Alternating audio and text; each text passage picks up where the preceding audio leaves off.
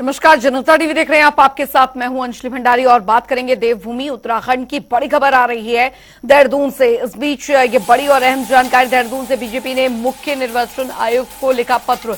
इस वक्त की बड़ी खबर आपको बता दें, प्रदेश अध्यक्ष महेंद्र भट्ट ने यह पत्र लिखा है मुख्य निर्वाचन आयुक्त को। तो राजेश कुमार का आचरण अशोभनीय, संदेहास्पद, इस बात का जिक्र इस पत्र में किया गया। बीजेपी के कार्यकर्ताओं को प्रताड़ित कर रहे हैं, अधिकारियों पर भी अनुसूचित टिप्पणियां जो है वो की जा रही है। बीजेपी ने मुख्य निर्वाचन आयुक्त को पत्र लिखा है। इस वक्त की बड़ी खबर आपको बता दें, प्रदेश अध्यक्ष महेंद्र भट्ट ने यह पत्र लिखा है देहरादून से। इस वक्त की बड़ी खबर, राजेश कुमार की कार्यशैली पर सवाल उठाए गए हैं। राजेश कुमार का आचरण अशोभनीय, संदेहास्पद है, इस बात का जिक्र यहां पर किया गया है। बीजेपी के कार्यकर्ताओं को प्रताड़ित कर रहे हैं, अधिकारियों पर भी अनुचित दबाव बना रहे हैं। तो बीजेपी ने मुख्य निर्वाचन आयुक्त को पत्र लिखा है।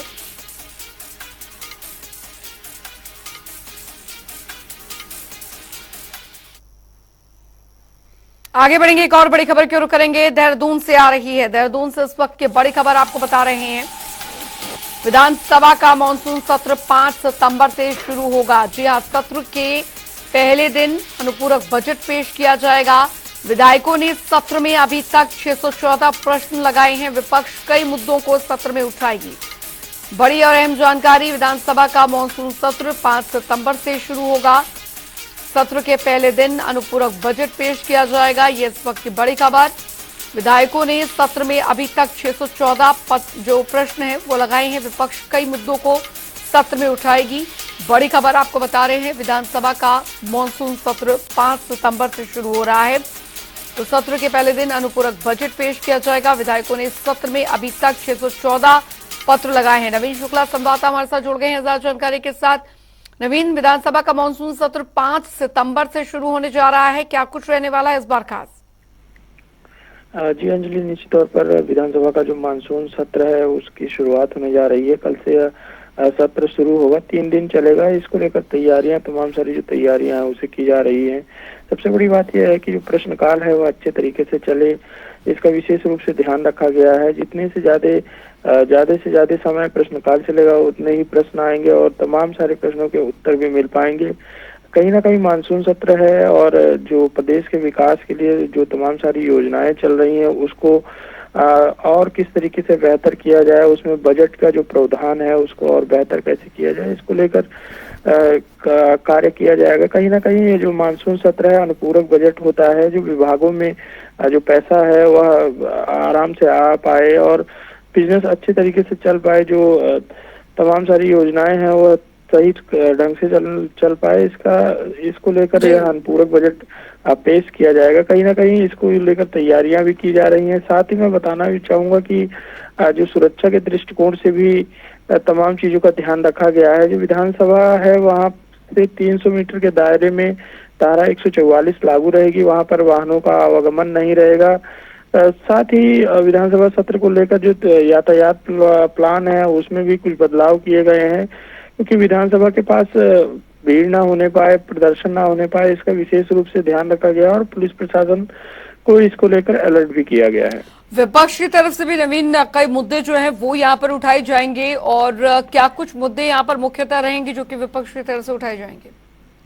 जी अंजलि, विपक्ष ने भी अपनी तैयारियां, अगर सत्ता पक्ष को घेरने के लिए तमाम सारी तैयारियां विपक्ष द्वारा की गई हैं। रोजगार के मुद्दे हैं, महंगाई के मुद्दे हैं, ऐसे तमाम सारे मुद्दे हैं जिनको लेकर विपक्ष जो है वह अपनी बात रखेगा। तो कहीं ना कहीं जो मानसून सत्र होने वाला है काफी हंगामेदार होने वाला है।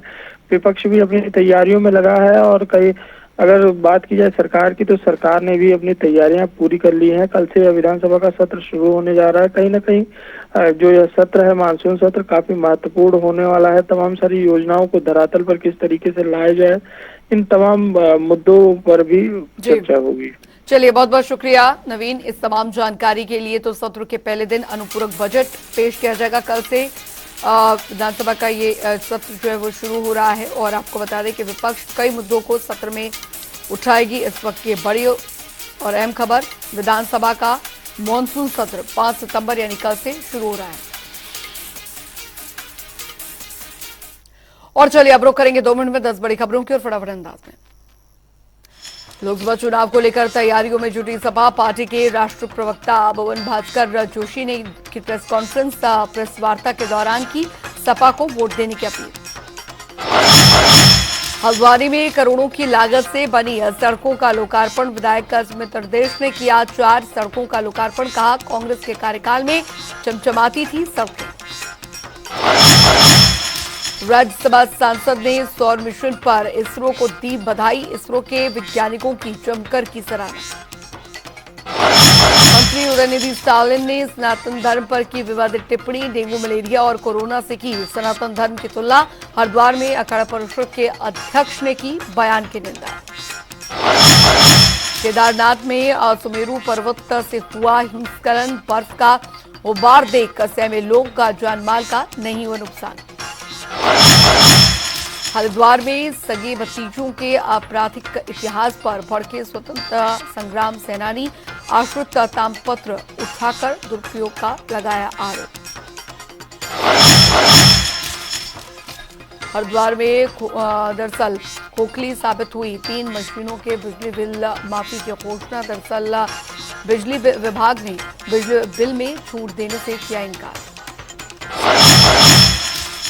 टीआरपी हरिद्वार ने दरअसल ऑनलाइन फ्रेंडशिप ऐप से दोस्ती करने वाले गैंग का किया खुलासा। मौके से गैंग के 3 गुर्गों को किया गिरफ्तार। रामनगर में बाइक और कार के बीच जोरदार टक्कर। हादसे में बाइक सवार युवक की हुई मौत। प्रदेश भर में लगातार बढ़ रहे डेंगू के आंकड़े। अस्पताल में लग रहा मरीजों का तांता। डीएम ने लोगों से की साफ सफाई रखने की अपील।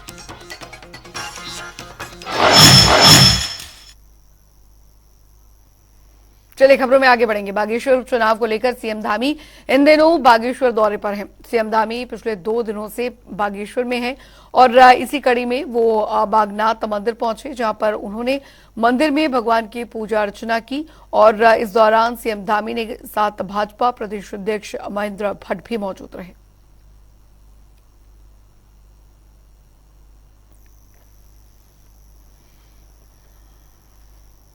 उधर भाजपा और साथ ही कांग्रेस के बड़े दिग्गज नेताओं ने बागेश्वर उपचुनाव अपना एड़ी चोटी का जोर लगा दिया है।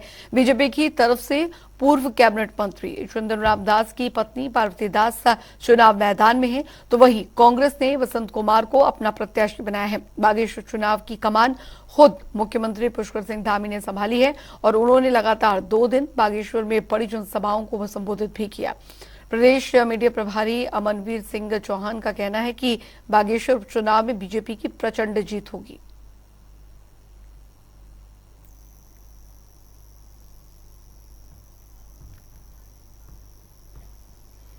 उधर आपको बता दें कि हल्द्वानी पहुंचे पूर्व मुख्यमंत्री हरीश रावत ने राज्य सरकार पर जमकर निशाना साधा। अतिक्रमण के नाम पर पहाड़ के लोगों को उजाड़ने का आरोप लगाते हुए हरीश रावत ने कहा कि वन पंचायत के अधिकारियों में भी वन विभाग की ओर से अतिक्रमण किया जा रहा है।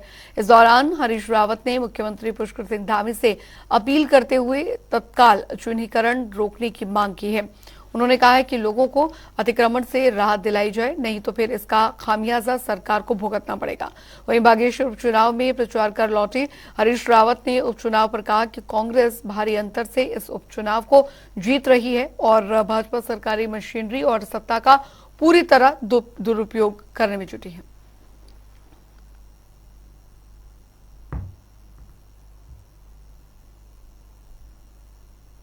राज्य सरकार को चाहिए था कि जिन जिन चीज़ों का जो चिन्हीकरण हो रहा है, जो चिन्हीकरण आज आतंक का पर्याय बन गया है, और वो गहराई से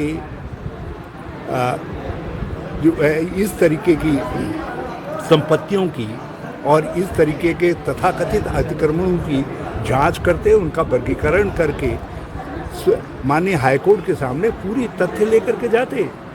और मेरी तो मांग है माननीय मुख्यमंत्री से कि तत्काल चिन्हीकरण का ये अभियान रोका जाए। इससे आतंक फैल रहा है, इससे डराया जा रहा है। लाल चिन्ह लगाने के नाम पर लोगों को लूटा भी जा रहा है। जिस तरीके से कई जगह प्राधिकरणों में रेरा का नाम लेकर के जिस प्रकार से आतंक का वातावरण बनाया जा रहा है, बहुत आभारी हूँ बागेश्वर की जनता जनार्दन का, सरकार के धन बल, पशु बल, सत्ता बल, साधन बल के खुले दुरुपयोग के बावजूद लोगों को धमकाने, डराने की कार्रवाई, खुल करके धन बांटने के बावजूद भी बागेश्वर की जनता परिवर्तन के लिए वोट कर रही है, कांग्रेस को विजयी बना रही है। बसंत के प्यार में बसंत को वोट दे करके कांग्रेस के आंगन में भी बसंत खिला रही है, फूल खिला रही है। बता दें आपको कि सीएम धामी की अध्यक्षता में हाल ही में कैबिनेट बैठक हुई, जिसमें कि आंदोलनकारियों और साथ ही उनके आश्रितों को सरकार ने बड़ी सौगात दी है। धामी मंत्रिमंडल में आंदोलनकारियों और उनके आश्रितों को सरकारी नौकरी में 10% क्षितिज आरक्षण के प्रस्ताव पर मोहर लगी, जिस पर कि भाजपा विधायक विनोद चमोली ने कहा कि मुझे आशा है कि राज्यपाल के पास फाइल जाने के बाद उस पर मोहर लग जाएगी। विनोद चमोली ने कहा कि जिन लोगों ने उत्तराखंड के लिए अपनी शहादत दी और संघर्ष किया, उन आंदोलनकारियों के परिवार वालों को उसका फायदा मिलना चाहिए। देखिए, मैं बहुत समय प्रतीक्षा थी जो 10% का क्षेत्रीय आरक्षण आंदोलनकारी उनके आश्रितों को मिलता था। पहले मिला है, बहुत सारे लोगों को नौकरियां भी लगी हैं, और उसके बाद अचानक उसको बंद कर दिया गया। प्रतिबंधित हाईकोर्ट के आदेशों से उसको रोकना पड़ा। समय समय पर प्रयास हुए, हरीश रावत जी की सरकार में प्रयास हुआ, उसके बाद की तमाम सरकारों ने प्रयास किया और इसका प्रस्ताव राज्यपाल के यहाँ गया, लेकिन कुछ न कुछ उसमें त्रुटियां रही होंगी संभवतः, जिसके कारण वो स्वीकृत नहीं हो पाया। फिर से सरकार ने उसको पूरा अध्ययन करा के और जो उसमें खामियां थी उनको ठीक करते हुए तो 2024 के लोकसभा चुनावों के मद्देनजर जिला निर्वाचन विभाग ने अपनी तैयारियां शुरू कर दी हैं। प्रदेश में ईवीएम मशीन की फर्स्ट लेवल चेकिंग की जा रही है। बता दें आपको कि नैनीताल जिले में निर्वाचन विभाग के पास कई ईवीएम मशीनें हैं, जिनकी भारी सुरक्षा व्यवस्था के बीच चेकिंग की जा रही है।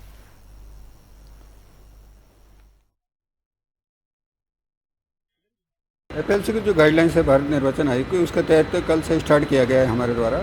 ईवीएम है, इसमें वीवीपैट है, कंट्रोल यूनिट है, बैलेट यूनिट है, उसकी एफएलसी की जा रही है। एफएलसी का मतलब फर्स्ट लेवल चेकिंग हम लोग इसमें कर रहे हैं। इसका जो मॉड्यूल है, ईसीआई का जो मॉड्यूल है, उसके तहत सब चेकिंग की जाएगी है।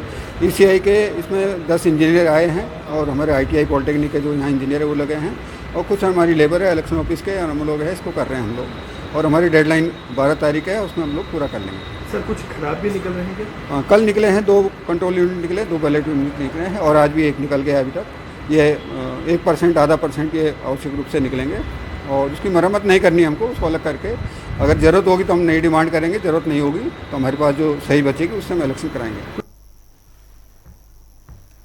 उधर आपको बता दें कि हल्द्वानी विधायक सुमित हृदेश ने 1 करोड़ से भी अधिक की लागत से बनी 4 सड़कों का लोकार्पण किया। इस दौरान उन्होंने कहा कि वो विधायक निधि सबसे तेजी से खर्च करने वाले विधायक हैं। साथ ही उन्होंने कहा कि कांग्रेस के कार्यकाल में चमचमाने वाली सड़क आज गड्ढायुक्त है। वो अपनी तरफ से क्षेत्र के विकास के लिए पूरा प्रयास कर रहे हैं और उनका लक्ष्य हल्द्वानी को गड्ढा मुक्त बनाना है। नहीं, देखिए, अभी 3 और इसके अलावा अतिरिक्त 4 आज उद्घाटन है, जिसमें से 2 खनन न्यास के मद से हैं और 2 विधायक निधि के हैं। अब आप जानते हैं विधायक निधि सबसे पहले खर्च करने वाला विधायक भी मैं पूरे प्रदेश में था, तो अभी कई सारे लोकार्पण होंगे। हाँ, लेकिन राज्य सरकार को जो दायित्व निभाना चाहिए, जो संरक्षण देना चाहिए और जो विकास के प्रति सोच होनी चाहिए, कहीं ना कहीं उसमें कमी पाई जा रही है। और गड्ढा युक्त सड़कों की आदत हल्द्वानी वासियों को नहीं है, इसलिए बेहद आज कहीं माता जी जहाँ पे भी होंगी उनकी आत्मा में अवश्य कष्ट होगा। तो अवश्य अभी सत्र भी आने वाला है, इस विषय पे गंभीर तरीके से हम प्रश्न भी उठाएंगे और हमारी तरफ से निजी प्रयास जारी हैं और विकास की सोच जारी है। और कांग्रेस की जब भी सरकार रही है, आपने देखा है सड़कों की क्या खुशहाली रही है यहाँ पे, और आज जो बदहाली रही है सड़कों की, उसके लिए जिम्मेदार राज्य सरकार। उधर तमिलनाडु के डीएम की सरकार में मंत्री उदयनिधि स्टालिन ने शनिवार को सनातन धर्म को लेकर विवादित टिप्पणी की। उदयनिधि स्टालिन के इस विवादित बयान के बाद अब सियासत गरमाने के आसार नजर आ रहे हैं। वहीं हरिद्वार में अखाड़ा परिषद के अध्यक्ष श्री महंत रवि दौधरी का दरअसल वरिष्ठ पुजारी राजा राजेश्वरम ने उदयनिधि स्टालिन के बयान की निंदा की है और दरअसल उदयनिधि स्टालिन ने सनातन धर्म के डेंगू मलेरिया और कोरोना से तुलना की। उन्होंने कहा कि सनातन धर्म डेंगू मलेरिया और कोरोना की तरह है जिसका महज विरोध नहीं किया जा सकता बल्कि इसे खत्म किया जाना चाहिए। बयान निंदनीय है और जो संविधान की उन्होंने शपथ लिया है उस संविधान को उनको पढ़ना चाहिए। संविधान के प्रथम पृष्ठ पर ही भगवान श्री राम के चित्र हैं और ये जो वक्तव्य है डेंगू मलेरिया आदि जो खत्म करने के लिए, तो ये जब कभी समाज से खत्म नहीं। सनातन अपने आप में प्राचीन है, सनातन ना कभी खत्म हुआ है ना कभी होगा। ये मानसिक दिवालियापन है। वोटों की राजनीति के तहत में इस प्रकार का बयान दिया गया है। अखिल भारतीय अखाड़ा परिषद वहाँ के माननीय मुख्यमंत्री से आग्रह करता है ऐसे मंत्री को तुरंत बर्खास्त कर देना चाहिए। कि इनसे पहले भी बहुत सारे उदयनिधि आए थे सनातन धर्म को समाप्त करने के लिए। सनातन धर्म तो समाप्त नहीं हुआ लेकिन वो स्वयं अस्त हो गए। इसलिए ये जो उदयनिधि बहुत बोल रहे हैं ये भी बहुत जल्दी बोलते बोलते अस्त हो जाएंगे और सनातन धर्म जो है वो जो सनातन धर्म इस सृष्टि का अनादि धर्म है वो रहेगा। उसको कोई बिगाड़ उसका बाल बाका नहीं कर सकता। और चलिए इसी के साथ उत्तराखंड की खबरों में अभी के लिए फिलहाल इतना ही। वक्त है छोटे से ब्रेक का।